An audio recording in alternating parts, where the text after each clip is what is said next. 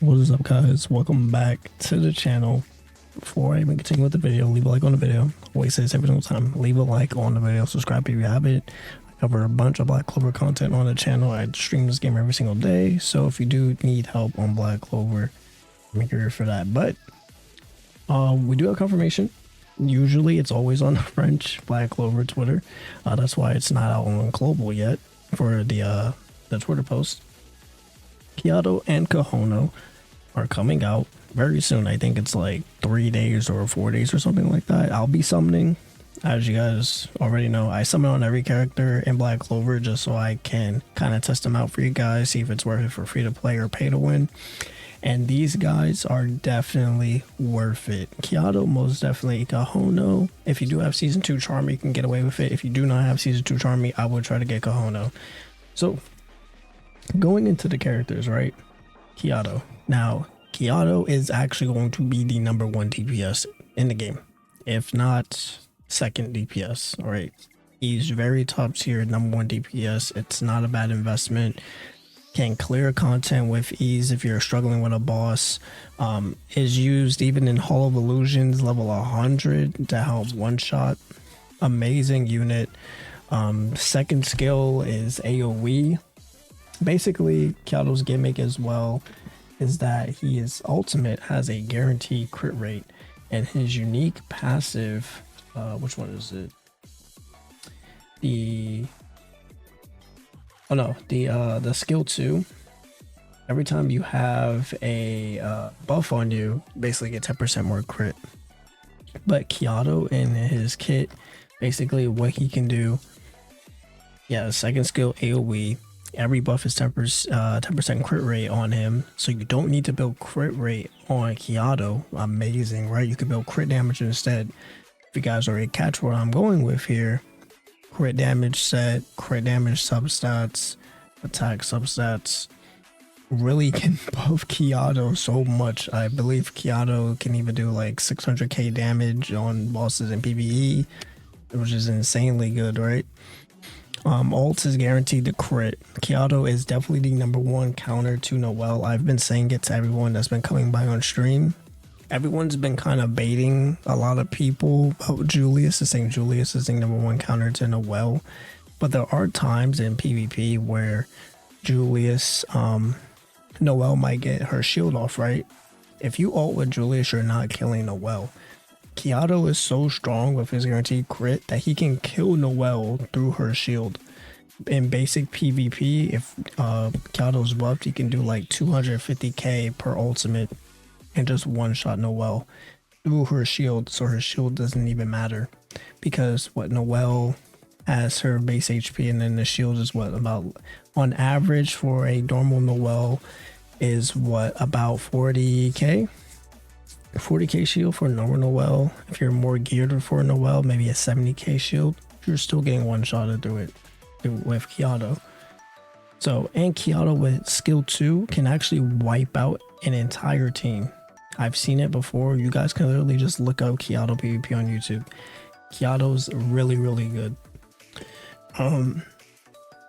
Usual teams when it comes to Kiato are going to be, let's just go to the tier list for global, since we'll be the global characters, right?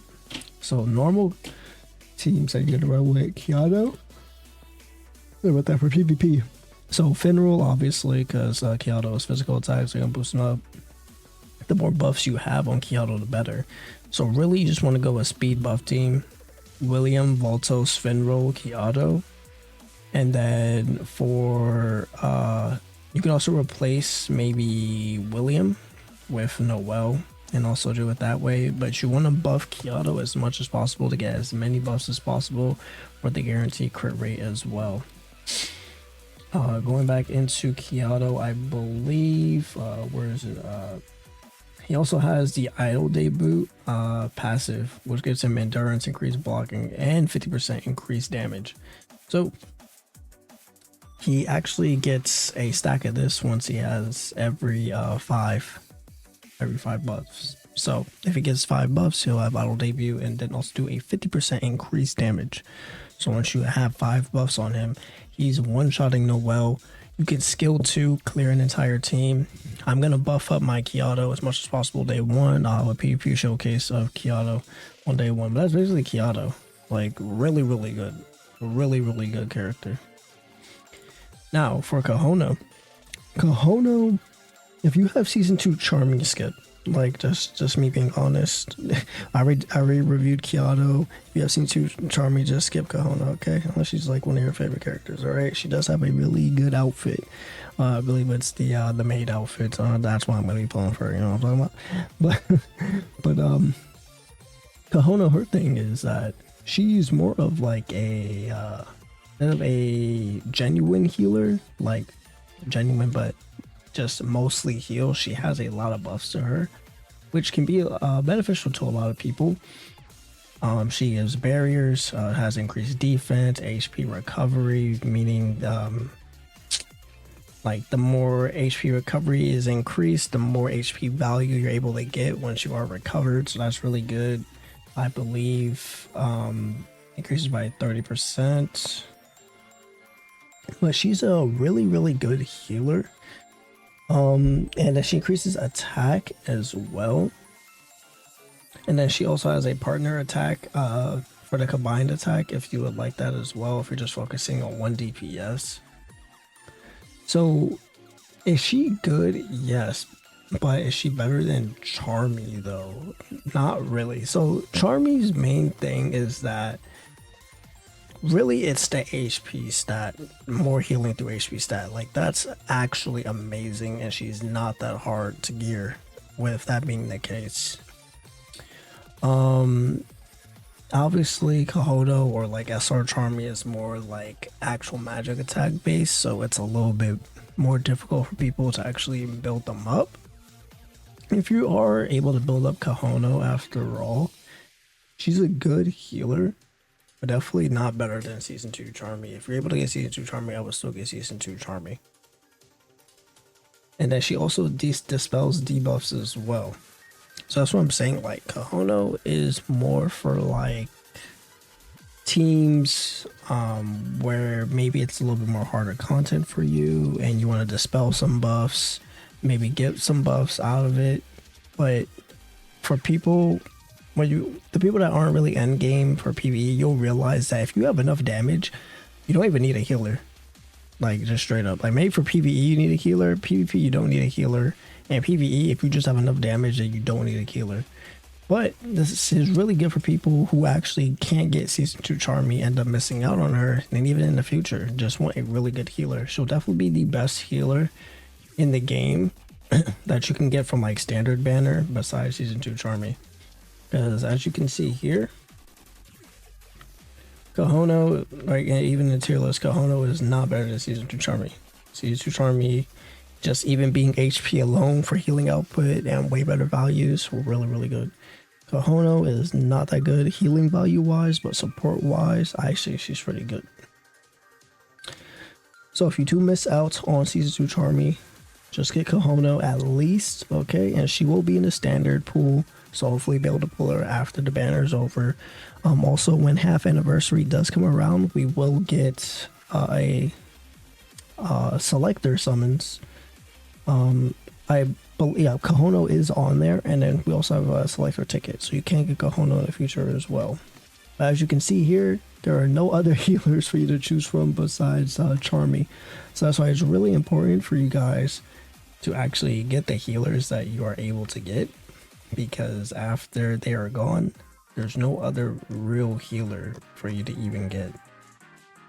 I believe, because let's just go in here. I believe red only healer is Mimosa, right? I don't think there's any other healer for red, right? Like Leo doesn't heal, just Charmy heal. No, not at all. Like, I think Mimosa is the only healer. So, but this is where it comes into play where you have Noelle. Noelle is good for shielding. So it really does come into play where, like, if there's a character you think you should get, you should probably get them for the future. That's why everyone, when they ask me, oh, should I get this character or should I get this character, I don't see the value of it. Well, they may not have as much value now, but I promise you later, there's not going to be any other character that comes out that's going to be able to do the same thing. You guys have to realize Black Clover has only been out, what, 7 months? There's not a lot of characters that equate to the same thing. Like, Season 1 Mimosa, there is no better healer for green than Season 1 Mimosa. That's why Season 1 Mimosa has the most value out of Season 1 from Red Asta and Blue Yami. If you skipped out and did go Season 1 Mimosa because everyone said go Asta because he's a crazy DPS, or go Blue Yami, like, you just messed up. Because Mimosa, you should have got Mimosa out of Season 1. She's literally only the green healer. But like I said, in the future, you're able to do enough damage where it doesn't matter. Now, I rambled on a little bit too much. They are coming out in the next 3 to 4 days. Again, Kiato will have a paid banner as well. So that's up in the air for you guys. I'll be summoning on both. Hopefully I'm able to get both. I'll test them out. It's not so much KAHONO. I don't think I'm going to really waste too much resources into her. I might just do it for stream. But Kiato, we will do PvP showcase and everything like that. But thank you guys for watching the video. And I will see you all in the next one. Goodbye.